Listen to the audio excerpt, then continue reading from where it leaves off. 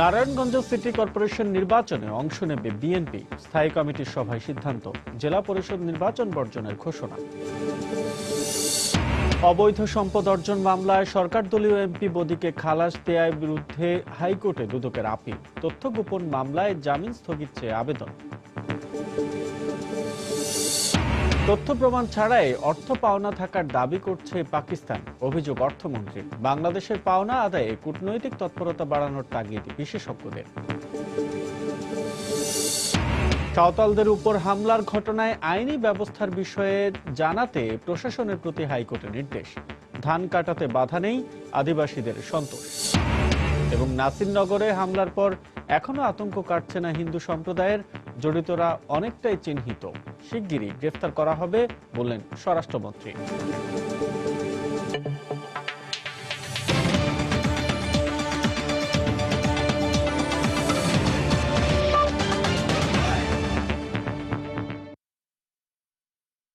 প্রবাসী সময়ের সঙ্গে আছে আমি আসাদ আজিম। নারায়ণগঞ্জ সিটি কর্পোরেশন নির্বাচনে অংশ নেবে বিএনপি। বৃহস্পতিবার রাতে স্থায়ী কমিটির বৈঠকে এ ব্যাপারে চূড়ান্ত সিদ্ধান্ত নেয় দলটি। বিএনপি চেয়ারপারসনের গুলশান কার্যালয়ে বেগম খালেদা জিয়ার সভাপতিত্বে রাত ৯টায় শুরু হয় এই বৈঠক। এতে দলের মহাসচিব মির্জা ফখরুল ইসলাম আলমগীর সহ স্থায়ী কমিটির অন্যান্য নেতারা উপস্থিত ছিলেন। বৈঠকের শুরুতে স্থায়ী কমিটির প্রয়াত সদস্য আসম হান্নান শাহর মৃত্যুতে শোক প্রস্তাব গ্রহণ করা হয়। এছাড়া নারায়ণগঞ্জ সিটি নির্বাচনে অংশ নেওয়ার ব্যাপারে আলোচনা হয়। পরে সাংবাদিকদের ব্রিফ করেন মির্জা ফখরুল। তিনি জানান, গণতন্ত্রের স্বার্থে নারায়ণগঞ্জ সিটি নির্বাচনে অংশ নেবে বিএনপি, তবে জেলা পরিষদ নির্বাচন বর্জনের ঘোষণা দেন তিনি। উপজেলা থেকে শুরু করে ইউনিয়ন পরিষদ পর্যন্ত নির্বাচনে এই কথাই প্রমাণিত হয়েছে যে এই সরকার নির্বাচনের নামে শুধুমাত্র তার ক্ষমতায় টিকে থাকার জন্যই এই নির্বাচনগুলোকে একটা প্রহসনে পরিণত করে তারা জোর করে নির্বাচনের ফলাফল নিয়ে গেছে। এই নির্বাচন কমিশনের অধীনে নির্বাচনে যাওয়া এটা প্রশ্নের মধ্যেই থেকে যাবে। তারপরেও জাতীয় স্থায়ী কমিটি সভা সিদ্ধান্ত নিয়েছে যে নারায়ণগঞ্জের সিটি কর্পোরেশন নির্বাচনে অংশগ্রহণ করা হবে, এই জন্যে যে আমরা গণতন্ত্রে বিশ্বাস করি। জেলা পরিষদ নির্বাচন নিয়ে অনেক বিতর্ক রয়েছে, এই নির্বাচন কোনো ফলপ্রসূ হবে না, এই জন্য জেলা পরিষদ নির্বাচন আমরা বর্জন করছি।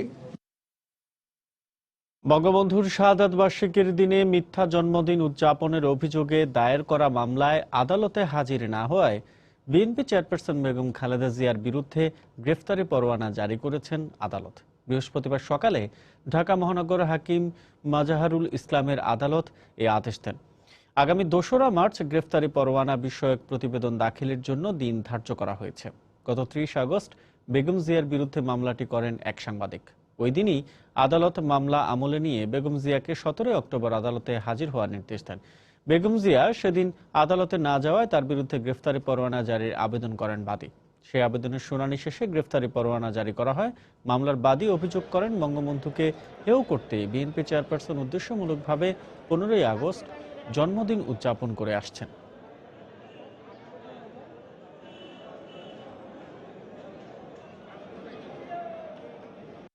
সমন আদালতে রিটার্ন হওয়ার পরে খালেদা জিয়া যখন আদালতে আসেন না, তখন আমরা গ্রেপ্তারি পরোয়ানা চাই। যে গ্রেপ্তারি পরোয়ানা অর্ডার আমরা আজকে পেয়েছি বেগম খালেদা জিয়ার বিরুদ্ধে। যারা এই মামলা করে বেনিফিট নিতে চায় সরকারের কাছ থেকে, এই ধরনের কিছু লোক অতি উৎসাহী লোক ইচ্ছে করেই বিভিন্ন ঘটনা দেখিয়ে বিভিন্ন মামলা করতেছে। আমরা আইনগতভাবে এর সমাধানে আগাবো। জ্ঞাত আয় বহির্ভূত সম্পদ অর্জনের মামলায় সরকার দলীয় এমপি আব্দুর রহমান বদির খালাসের রায়ের বিরুদ্ধে হাইকোর্টে আপিল করেছে দুদক। বৃহস্পতিবার সকালে হাইকোর্টের সংশ্লিষ্ট শাখায় এই আপিল করেন দুদকের আইনজীবী খুরশিদ আলম খান। গত ২রা নভেম্বর সম্পদের তথ্য গোপনের দায়ে বদিকে ৩ বছরের কারাদণ্ড ও ১০ লাখ টাকা জরিমানা করলেও জ্ঞাত আয় বহির্ভূত সম্পদ অর্জনের অভিযোগ থেকে খালাস দেন ঢাকার বিশেষ জজ আদালত। এ রায়ের বিরুদ্ধে আপিল করল দুদক। এদিকে সম্পদের তথ্য গোপনের মামলায় বদির ৬ মাসের হাইকোর্টের জামিন স্থগিত চেয়ে সুপ্রিম কোর্টের চেম্বার আদালতে আবেদন করেছে দুদক। আগামী রোববার এ আবেদন শুনানির কথা রয়েছে।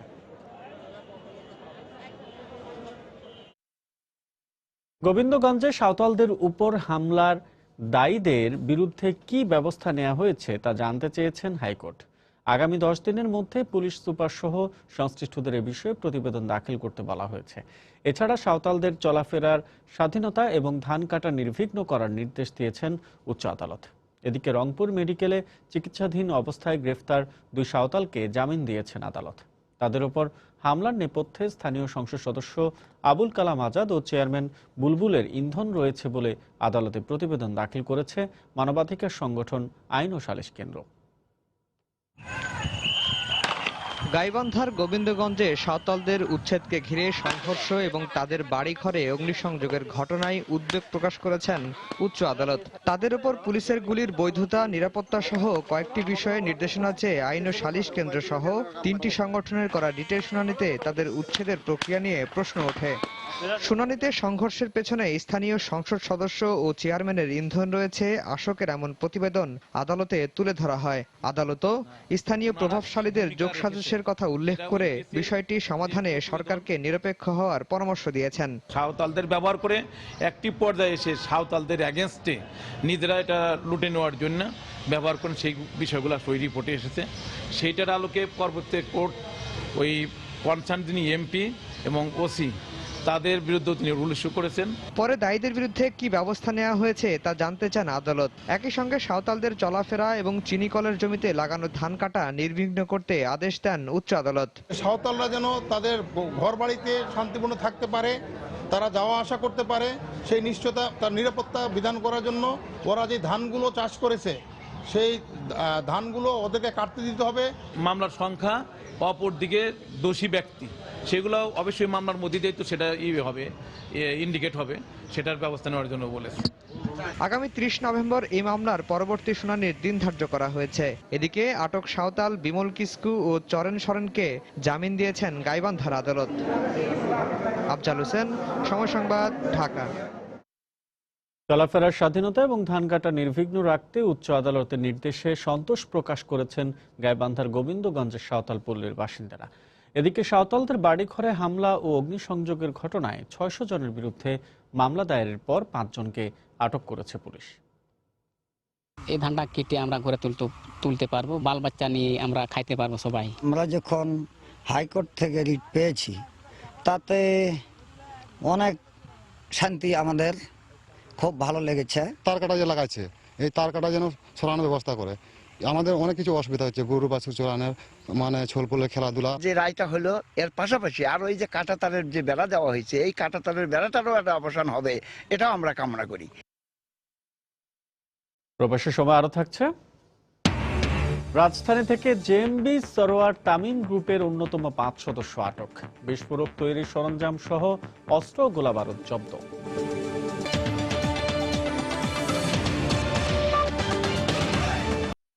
জলবায়ু সম্মেলনে যোগদান শেষে মরক্কো থেকে ঢাকায় ফিরেছেন প্রধানমন্ত্রী শেখ হাসিনা। বৃহস্পতিবার সকালে বাংলাদেশ বিমানের একটি বিশেষ ফ্লাইটে হযরত শাহজালাল আন্তর্জাতিক বিমানবন্দরে পৌঁছান তিনি। বিমানবন্দরে তাকে স্বাগত জানান মন্ত্রিপরিষদের সদস্যরা।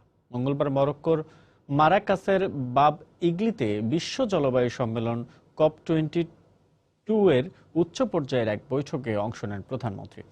সেখানে এক ভাষণে ওয়াটার এসডিজি অর্জনে বৈশ্বিক তহবিল গঠনের প্রস্তাব দেন প্রধানমন্ত্রী শেখ হাসিনা।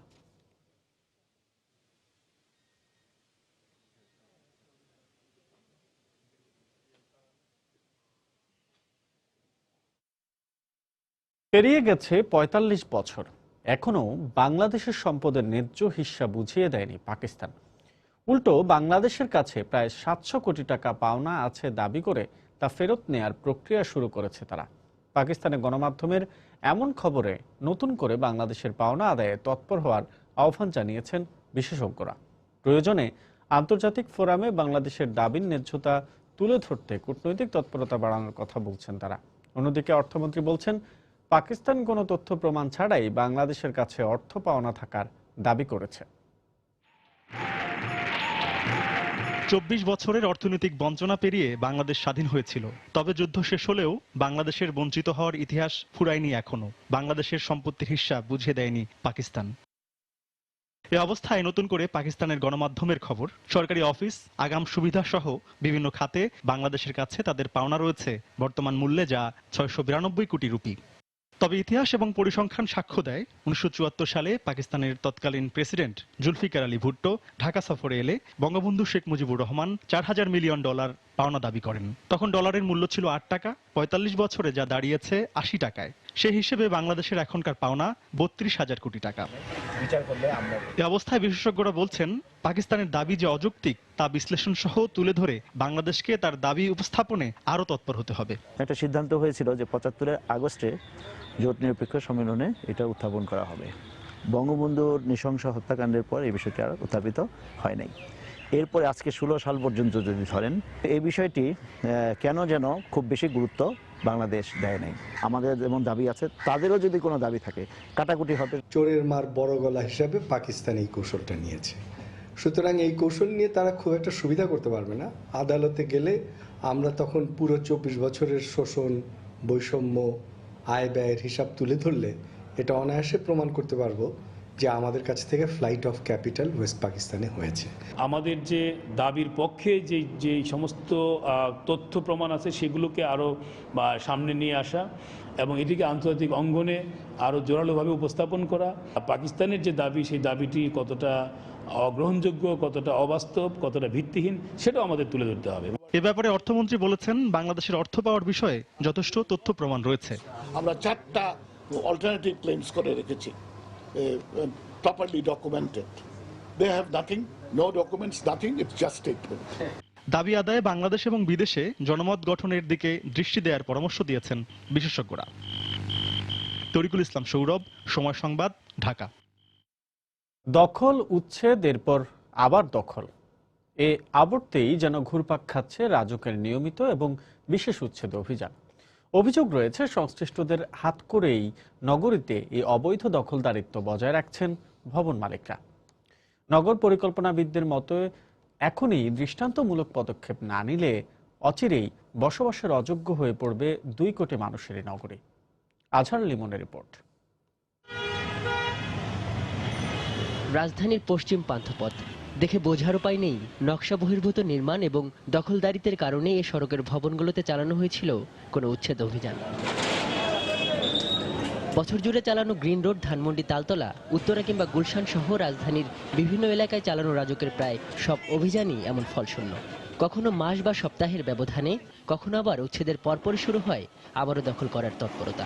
বিল্ডিং এর মালিক রাজুকের সাথে যে কোনো ব্যাপারে ডিল করে নিচ্ছে, ওটা আমরা বলতে পারি না, ওটা বিল্ডিং মালিক পক্ষ বলতে পারবে। এগুলো ভেঙে চলে দিছিল আর কি, তারপরে 2-4 দিন বন্ধ ছিল, তারপরে তাদের সাথে মালিক পক্ষের সাথে সংবদ্ধতা হয়েছে। তবে ক্যামেরার সামনে কৌশল উত্তর দেন এসব ভবন মালিক। কেউ আবার দখলদারিত্ব টিকিয়ে রাখার ব্যাপারে বেশ আত্মবিশ্বাসী। যদি আমি দোকান চালাইতে পারি তাহলে চালাইলাম, আর যদি ওনারা দোকান চালাইতে না দেয় তাহলে তো সেক্ষেত্রে আমি আর কিছুই করতে পারবো না। আমার কার পার্কিংই হয়ে যাবে। প্রত্যেকটা জায়গা ভাঙাচোরা করে অনেক করছে, তাতে কি গাড়ির জ্যাম কি কমছে? বাসযোগ্য নগর নির্মাণের দায়িত্বে নিয়োজিতদের বিরুদ্ধে এমন অভিযোগের ব্যাপারে হতাশা প্রকাশ করেন নগর বিশেষজ্ঞরা। সাথে সাথে পরামর্শ দেন উচ্ছেদ পরবর্তী মনিটরিং জোরদারের। অনিয়ম করে যখন একটা স্থাপনা তৈরি করে তখন কিন্তু সে সবসময় একটা ঝুঁকি নেয়, ঝুঁকির মাত্রাটা কমে যেতে থাকে দিন দিন, কারণ সে দেখে যে এগুলা কখনোই ভাঙা হচ্ছে না, কখনোই আইনানুগ ব্যবস্থা হচ্ছে না, কিংবা কখনো নোটিশ বা তারা যখন কোনো পায় তখন তারা আবার অন্যভাবে অনৈতিকভাবে সেগুলোকে ম্যানেজ করার চেষ্টা করে। তবে ম্যানেজ হওয়ার অভিযোগ অস্বীকার করেন রাজুক চেয়ারম্যান। এটাই না যে আমরা এখানে অভিযান করে গেলাম, তারা আবার যদি আবার করে আবার আমরা সেখানে অভিযান করবো না। আমাদের এরকম আছে, আমরা এক জায়গায় একাধিকবারও আমরা গিয়েছি না, এটা কোনো ম্যানেজ করার তো কিছু আমি দেখছি না। এটা যদি সহিংস অভিযোগ থাকে আমি অবশ্যই যাচাই করে দেবো। গেল 3 মাসেই প্রায় 315টি ভবনে অবৈধ উচ্ছেদ অভিযান চালিয়েছে রাজুক। চলমান এই কার্যক্রমে আরও প্রায় 3500 স্থাপনায় অভিযান চালানোর পরিকল্পনা রয়েছে সংস্থাটির। আজহার লিমন, সময় সংবাদ, ঢাকা। বৃহস্পতিবার রাজধানীর বাংলা মোটর মোড় থেকে মগবাজার পর্যন্ত সড়কের 2 পাশ দখলমুক্ত করেছে ডিএমপির ভ্রাম্যমাণ আদালত। তবে উচ্ছেদের 2 ঘন্টার মধ্যেই আবারও অবৈধ দখলে চলে যায় সড়কটি। দুপুর 12:15 থেকে শুরু হওয়া এই উচ্ছেদ অভিযান চলে ঘণ্টাব্যাপী। অভিযানে সড়কের পাশে থাকা ভ্রাম্যমাণ খাবারের দোকান তুলে দেওয়া হয়। এছাড়া মেরামতের জন্য সড়কের 2 পাশে লাইন দিয়ে রাখা মোটরসাইকেল ও প্রাইভেট কার থেকে নামমাত্র জরিমানা করেন আদালত। তবে যেসব দোকান মূল সড়কের উপরে গাড়ি রেখে দিনের পর দিন ব্যবসা চালিয়ে আসছে, সেই সব প্রতিষ্ঠানের বিরুদ্ধে নেওয়া হয়নি কোনো ব্যবস্থা। এদিকে অভিযান শেষ হতে না হতেই ঠিক আগের অবস্থায় চলে আসে পুরো সড়কের চিত্র। পূর্বের ন্যায় সড়কের উপরে গাড়ি রেখেই চলে মেরামতের কাজ। এ বিষয়ে অভিযান পরিচালনাকারী নির্বাহী ম্যাজিস্ট্রেটের কাছে জানতে চাইলে কোনো সদুত্তর পাওয়া যায়।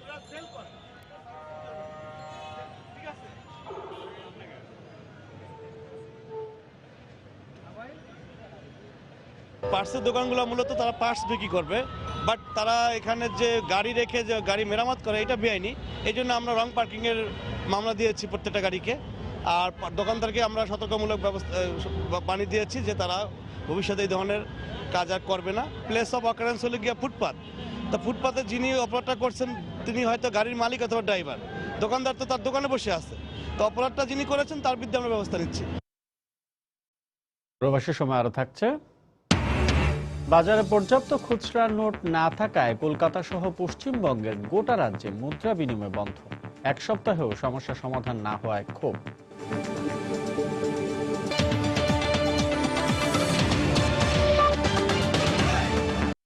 ব্রাহ্মণবাড়িয়ার নাসিরনগরে হামলার ঘটনার 2 সপ্তাহ পার হলেও আতঙ্ক কাটছে না এলাকার হিন্দু সম্প্রদায়ের লোকজনের।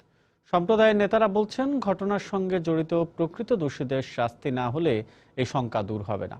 তবে পুলিশের পক্ষ থেকে বলা হচ্ছে, তাদের নিরাপত্তার জন্য সব ধরনের ব্যবস্থা নেওয়া হয়েছে।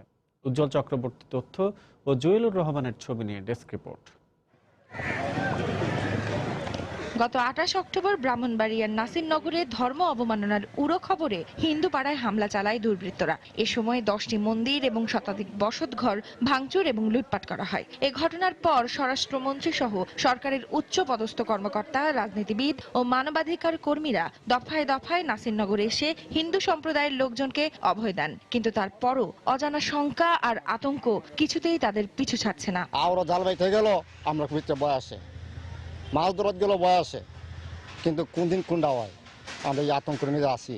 কিভাবে নিরাপত্তা থাকতে পারি, হ্যাঁ এইটাই চাই। তিন ফালে তার হইতে না, মনে শান্তি হয়েছে সবচেয়ে বড়। হিন্দু সম্প্রদায়ের নেতারা জানান, ঘটনার সাথে জড়িত প্রকৃত দোষীদের শাস্তি না হলে এই ভয় শঙ্কা দূর হবে না।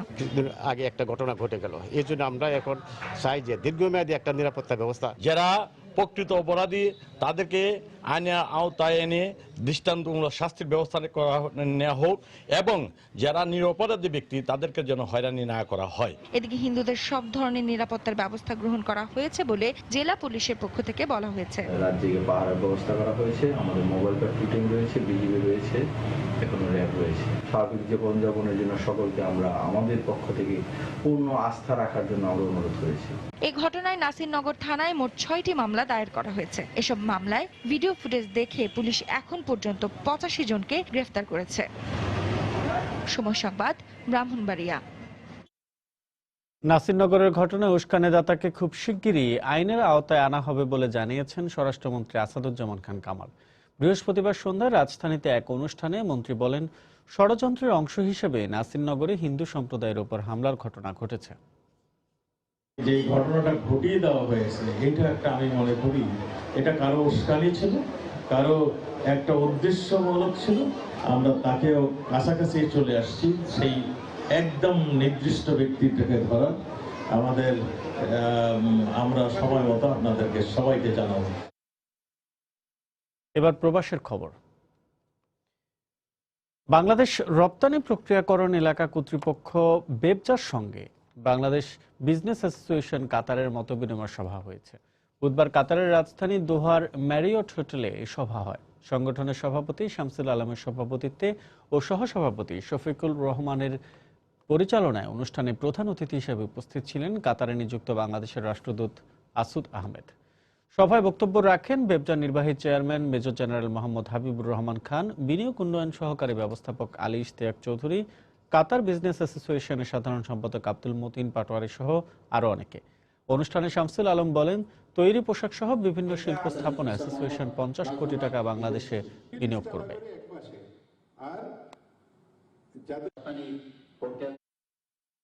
বাংলাদেশ গ্লোবাল সামিট 2016-তে যোগ দিতে মালয়েশিয়ার রাজধানী কুয়ালালামপুরে জড়ো হতে শুরু করেছেন প্রবাসী বাংলাদেশিরা। আগামী 19 ও 20 নভেম্বর সেখানকার বার্জায়া টাইমস স্কয়ার হোটেলে এই সম্মেলনের আয়োজন করা হয়।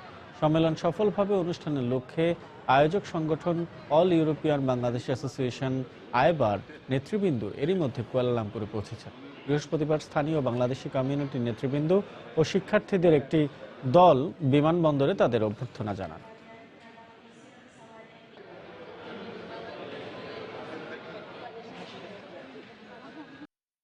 সবার কাছে গ্রহণযোগ্য একটি শক্তিশালী নির্বাচন কমিশন দেখতে চায় ইউরোপীয় ইউনিয়ন, যার অধীনে সব দলের অংশগ্রহণে আগামী নির্বাচন হবে। ইউরোপীয় সংসদীয় প্রতিনিধি দলের 4 দিনের বাংলাদেশ সফর নিয়ে বৃহস্পতিবার সন্ধ্যায় গুলশানে সংবাদ সম্মেলনে একথা জানান দলের প্রধান বারন্ট লাঙ্গা। এদিকে সংবিধান অনুসারেই নির্বাচন কমিশন গঠন করা হবে বলে জানিয়েছেন বাণিজ্যমন্ত্রী তোফায়েল আহমেদ।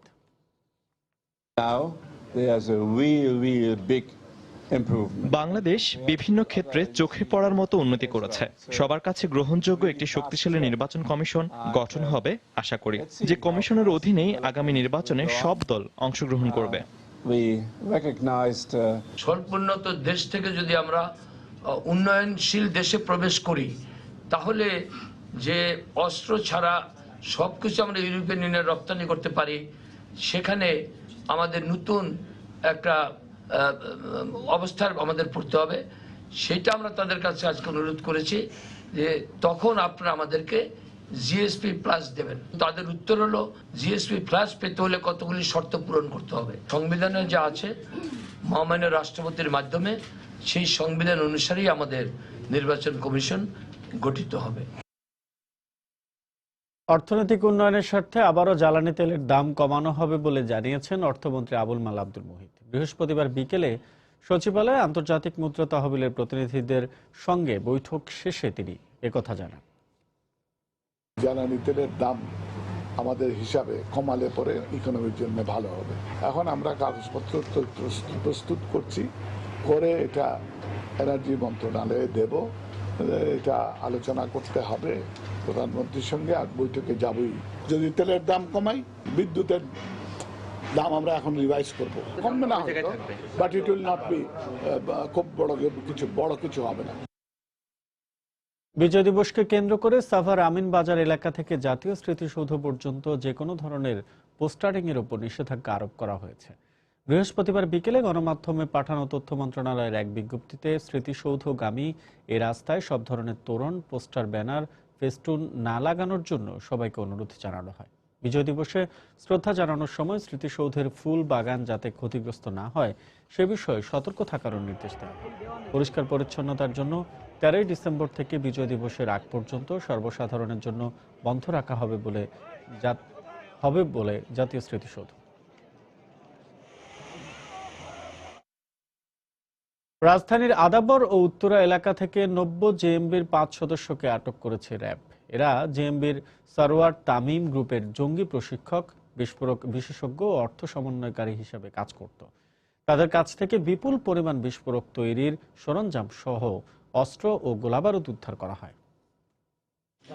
গোয়েন্দা তথ্যের ভিত্তিতে বুধবার রাতে এয়ারপোর্ট রেলওয়ে স্টেশন এলাকায় অভিযান চালিয়ে মাওলানা আব্দুল হাকিম ও রাজিবুল ইসলামকে আটক করে র্যাব। এরপর তাদের দেওয়া তথ্যের ভিত্তিতে মোহাম্মদপুরের আদাবর এলাকায় অভিযান চালিয়ে আটক করা হয় গাজী কামরুল সালাম সোহান, সোহেল রানা ও শেখ আবু সালেকে। এরা সবাই জেএমবির অন্যতম সদস্য। এ সময় উদ্ধার করা হয় বিস্ফোরক তৈরির সরঞ্জাম সহ অস্ত্র ও গোলাবারুদ। এর মধ্যে রয়েছে পিস্তল, ম্যাগজিন, ডেটোনেটর ও ককটেল। র্যাবের মিডিয়া সেন্টারে এক সংবাদ সম্মেলনে জানানো হয় 90 জেএমবির প্রথম সারি বেশ কয়েকজন নেতা আইন শৃঙ্খলা বাহিনীর হাতে নিহত হওয়ার পর মানসিকভাবে দুর্বল হয়ে পড়ে সংগঠনের সদস্যরা। এরপর থেকেই আত্মগোপনে থাকা সদস্যরা নতুন করে সংগঠিত হওয়ার পরিকল্পনা করে। যারা আত্মগোপন করে আছে অথবা আরো কিছু সদস্য যারা বাইরে ছিল, তাদেরকে পুনরায় ইনিশিয়ালি সংগঠিত করা, তাদেরকে নতুন কিছু সদস্য সংগ্রহ করা, এরকমই উদ্দেশ্য ইনিশিয়ালি থাকে এবং সেই তথ্যের ভিত্তিতেই কিন্তু তাদেরকে আটক করা হয়েছে। আমাদের কাছে যতটুকু তথ্য আছে, তো তারা একসঙ্গে আবার ঢাকার দিকে এসেছে যে আবার একত্রিত হবে, অন্যান্য কোথায় সদস্য আছে তাদেরকে মিটিং করা অথবা প্রশিক্ষণের অন্য কোনো ব্যবস্থা অ্যারেঞ্জমেন্ট করা। আটককৃতদের মধ্যে গাজী কামরুল সালাম সোহান 90 জেএমবির অন্যতম প্রধান অর্থ যোগানদাতা ও বিস্ফোরক তৈরি এবং ব্যবহারের প্রশিক্ষক হিসাবে, মাওলানা আব্দুল হাকিম ফরিদি জঙ্গিবাদ প্রচার ও প্রসারের জন্য প্রশিক্ষক হিসাবে, সোহেল রানা বার্তাবাহক হিসাবে, শেখ আবু সালে শারীরিক প্রশিক্ষক হিসাবে কাজ করত। রাজিবুল ইসলাম অস্ত্র প্রশিক্ষক হিসাবে দায়িত্ব পালন করতেন। শাহরিয়ার জামান দ্বীপ, সময় সংবাদ, ঢাকা। আন্তর্জাতিকভাবে দেশের প্রথম জিআই পণ্য হিসেবে স্বীকৃতি সনদ পেয়েছেন জামদানি। বৃহস্পতিবার দুপুরে মতিঝিলে শিল্প মন্ত্রণালয় ঐতিহ্যবাহী এ পণ্যের স্বীকৃতি সনদ বিসিকের চেয়ারম্যান মুস্তাক হাসান মোহাম্মদ ইফতেখারের হাতে তুলে দেন শিল্পমন্ত্রী আমির হোসেন আমু। এর মধ্য দিয়ে কোনো দেশ বাণিজ্যিকভাবে জামদানি উৎপাদন বা বিক্রি করতে চাইলে শর্ত দিতে হবে বাংলাদেশকে। জামদানির জিআই নিবন্ধনের ফলে আর্থিকভাবে লাভবান হবেন কারিগররা, যা জামদানি শিল্পের বিকাশে কার্যকর ভূমিকা রাখবে বলে আশা প্রকাশ করেন শিল্পমন্ত্রী।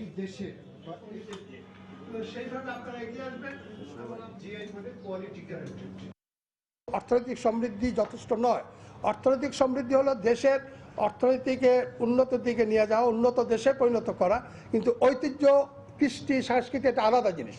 তা আমরা দুটাকে পাশাপাশি এগিয়ে নিয়ে যেতে চাই। আমরা দিচ্ছি, এটা হলো একটা উৎসাহ দেওয়া, প্রণোদনা দেওয়া। এটার মাধ্যমে আরও আপনারা সবাই উজ্জীবিত হবেন এবং উজ্জীবিত হওয়ার মধ্য দিয়ে আজকে আপনারা আরও বেশিভাবে মনোনিবেশ করবেন কাজে, এটাকে আরও উন্নত করবার চেষ্টা করবেন।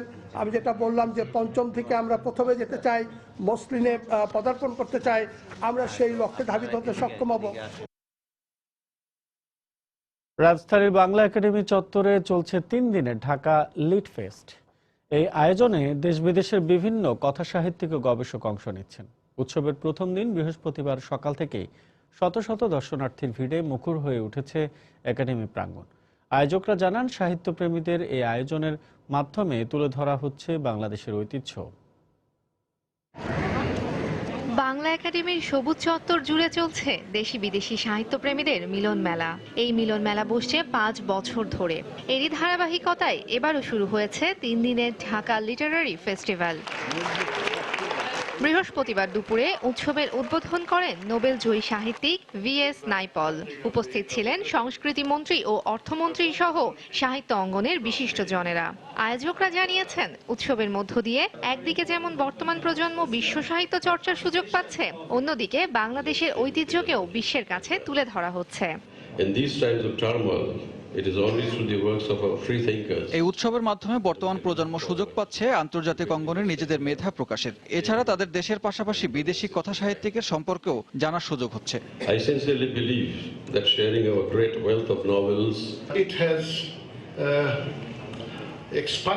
সব থেকে বড় ব্যাপার হলো এই উৎসব আমাদের দৃষ্টিভঙ্গিকে প্রসারিত করেছে। মুক্ত সাহিত্য চর্চার মাধ্যমে আমরা বিশ্ব সাহিত্যে এগিয়ে যাচ্ছি। 3 দিনের সাহিত্যের এই উৎসবে বিভিন্ন অধিবেশনে 18টি দেশ থেকে 66 জন বিদেশি সাহিত্যিক ও লেখক এবং দেশের 1.5 শতাধিক কথা সাহিত্যিক ও গবেষক অংশ নিচ্ছেন। খুবই চমৎকার একটি আয়োজন এটা। আমি খুব আগ্রহ নিয়ে 3 দিনের উৎসবের জন্য অপেক্ষায় আছি। আমার বই পড়তে অনেক ভালো লাগে, আর যেহেতু এরকম প্রোগ্রাম যদি বারবার হয়, আমাদের জন্য অনেক ভালো একটা অপরচুনিটি। আমরা অনেক কিছু জানতে পারি, শিখতে পারি। সাহিত্য উৎসবকে কেন্দ্র করে নেওয়া হয়েছে বাড়তি নিরাপত্তা ব্যবস্থা। ঢাকা লিট ফেস্টের ওয়েবসাইটে বা উৎসবের স্থানে সরাসরি নিবন্ধন করে অংশ নিতে পারবেন দর্শনার্থীরা। তাহিয়া রুবাইয়া তপলা, সময় সংবাদ, ঢাকা। বাজারে পর্যাপ্ত পরিমাণে খুচরা নোট না থাকায় পশ্চিমবঙ্গের কলকাতা সহ গোটা রাজ্যে মুদ্রা বিনিময় বন্ধ রেখেছেন ব্যবসায়ীরা। বৈধভাবে বেড়াতে গেলেও বাংলাদেশি পর্যটকদের কাছ থেকে ডলার কিংবা রুপি নিয়ে নতুন নোট দিতে রাজি হচ্ছে না ভারতীয় ব্যাংকগুলো। রিজার্ভ ব্যাংক থেকে চাহিদা মতো অর্থ না পাওয়ায় বাংলাদেশিদের টাকা বিনিময় করে দিতে পারছে না কলকাতার সোনালী ব্যাংকও। কলকাতা প্রতিনিধি সুব্রত আচার্যের তথ্য ও ছবি নিয়ে ডেস্ক রিপোর্ট। কলকাতার প্রাণকেন্দ্র হিসেবে পরিচিত ধর্মতলার 8 নম্বর লেলিন সরণির বাংলাদেশ সোনালী ব্যাংকের কলকাতা শাখার মঙ্গলবারের দৃশ্য এটি। সরকারিভাবে বাতিল করা পুরনো 500 ও 1000 টাকার নোট বদল ও খুচরা টাকার জন্য গেল কয়েকদিনের মতো এদিনও বাংলাদেশি পর্যটকদের প্রচন্ড ভিড় দেখা যায়। ভোর থেকে রাত পর্যন্ত লম্বা লাইনে দাঁড়ালেও কাঙ্ক্ষিত খুচরা নোট না পাওয়ায় ক্ষোভ প্রকাশ করেন অনেকে। আমরা বাংলাদেশ থেকে এসেছি, যে আমাদের বাংলাদেশের পাসপোর্ট, আমরা খুব সমস্যায় আছি, আমরা ডলার পাচ্ছি না, টাকা ভাঙাতে পাচ্ছি না। বাংলাদেশে গেস্ট এসছে, আমার ডলার ভাঙিয়ে দিন, ডলার প্রত্যেকটি মানি চেঞ্জার বন্ধ, কোথাতে টাকা ভাঙা হয় বলুন? 3-4 দিন ধরে তো খাওয়া দাওয়াই পাচ্ছি না, কোথাও টাকার অভাবে। আর বাইরে বলতেছে 2000 টাকা দিলে 1000 টাকা পাবেন দালাল্লা। আমাদের কোনো টাকাই দেয় না সরকার, ডলার দেয় না, কোনো টাকা ভাঙতি নেয় না, হোটেলে থাকতে দেয় না। যদি নেয় বাংলা টাকা 500 টাকা নিলে তারা আমাকে 200-250 বাংলাদেশে রুপি দেয়, মানে এক বেলা দিলে দুই বেলা দেয় না, তিন বেলা আমরা দুবেলা না খেয়ে থাকি। গত কয়েকদিনে সোনালী ব্যাংক থেকে কমপক্ষে 500 বাংলাদেশিকে ডলার কিংবা রুপির নতুন নোট দেওয়া হয়েছে। তবে রিজার্ভ ব্যাংক থেকে 1.5 কোটি রুপির চাহিদার বিপরীতে মাত্র 40 লক্ষ রুপি বরাদ্দ পাওয়ার কথা জানায় ব্যাংক কর্তৃপক্ষ। আমরা আমাদের সাধ্যমতো চেষ্টা করছি যে সবাইকেই যাতে আমরা সহযোগিতা করতে পারি এবং তাদের প্রয়োজনীয় টাকাটা যাতে হাতে তুলে দিতে পারি, এবং এই পর্যন্ত আমরা চেষ্টা করছি যাতে সবাইকেই আমরা মানে কাউকে যাতে ফিরাতে না হয়। সোনালী ব্যাংকের শিলিগুড়ি শাখাতেও ভিড় বেড়েছে বাংলাদেশি পর্যটকদের। তবে কলকাতা থেকে শিলিগুড়ির দূরত্ব কিছুটা বেশি হওয়ায় প্রয়োজনীয় ভারতীয় নোটের জন্য কলকাতা শাখার দিকে ছুটছেন গ্রাহকরা। সময় সংবাদ, কলকাতা। ডোনাল্ড ট্রাম্পের অভিবাসন নীতি নিয়ে প্রবাসীদের মধ্যে আতঙ্ক ছড়িয়ে পড়ছে বলে মন্তব্য করেছেন নিউ ইয়র্ক সিটি মেয়র বিল ডি ব্লাসিও। তার শহরে অভিবাসী বিরোধী অভিযান বা মুসলমানদের বিরুদ্ধে বৈষম্যমূলক কোনো কর্মকাণ্ড মেনে নেওয়া হবে না বলেও জানিয়ে দিয়েছেন তিনি। এদিকে যুক্তরাষ্ট্রের বিভিন্ন শহরে এখনও ট্রাম্প বিরোধী বিক্ষোভ অব্যাহত আছে।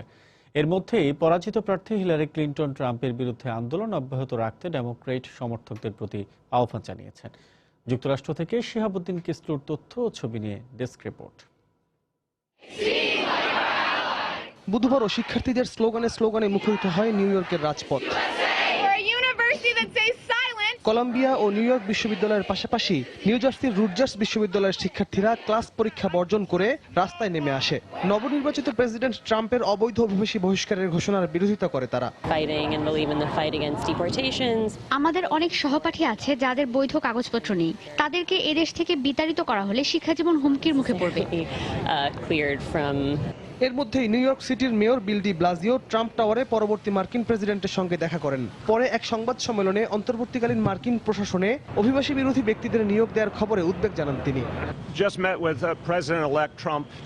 নবনির্বাচিত প্রেসিডেন্ট ট্রাম্পের সঙ্গে দেখা করে আমি তার অভিবাসী ও মুসলিম বিরোধী অবস্থানের বিষয়ে সবার উদ্বেগের কথা তুলে ধরেছি। ভবিষ্যতে তার প্রশাসনের সঙ্গে আমাকে কাজ করতে হবে, কিন্তু অভিবাসী অধ্যুষিত নিউ ইয়র্কে তার পরিকল্পনা কাজে আসবে না। এই বিষয় ছাড়াও বিভিন্ন বিষয়ে তার সঙ্গে আমার আলোচনা হয়েছে।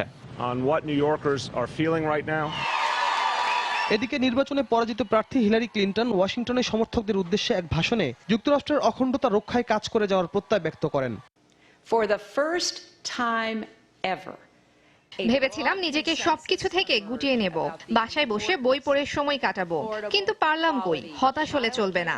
ভবিষ্যৎ প্রজন্মের স্বার্থে, দেশের স্বার্থে জাতীয় ঐক্য প্রতিষ্ঠা ও অধিকার রক্ষার বিষয়ে সবাইকে সোচ্চার থাকতে হবে।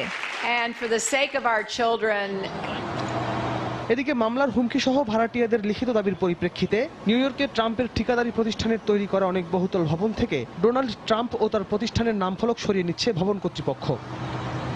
রিয়াদুল ইসলাম, সময় সংবাদ।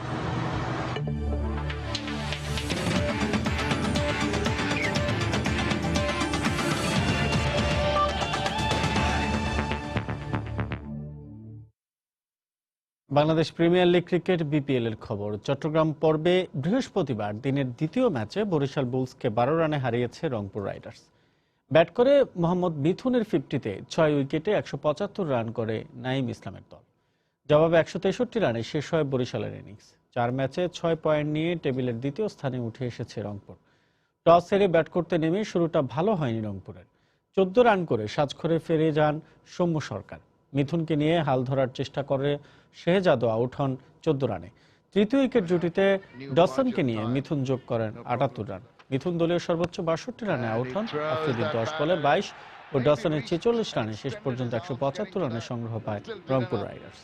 জবাবে ইনিংসে প্রথম বলেই ফিরে যান বরিশালের দিলশান মুনাবিরা। ছন্দে থাকা শাহরিয়ার নাফিস বেশিক্ষণ টিকতে পারেননি। চতুর্থ উইকেটে জীবন মেন্ডিস ও নাদিফ চৌধুরীর 74 রানের জুটিতে ম্যাচে ফেরে বরিশাল। তবে নাদিফ 41 ও মেন্ডিস 57 রানে আউট হবার পর আর কেউ তেমন অবদান রাখতে পারেননি। শেষ পর্যন্ত 163 রানে থামে বরিশালের ইনিংস। রংপুরের হয়ে 19 রানে 3 উইকেট নেন সোহাগ গাজী।